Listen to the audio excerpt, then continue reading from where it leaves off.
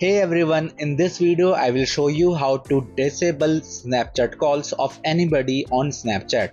So for that guys, first of all you will need to open your Snapchat application. Now select your chats icon. Now tap and hold to that person to which you want to disable their calls, whether it's voice or video call. Now you need to select chat and notification settings. Now select notification settings. Now you need to turn on this second option which says mute calls. Now you need to choose one of these options. I'll go with the last one. Now select on done. And that's how you guys can successfully disable voice or video calls from anybody on Snapchat.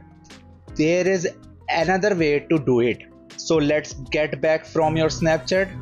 Now if you have an Android phone, you need to tap and hold to the icon. Now select this I dot icon. Now select allow notifications.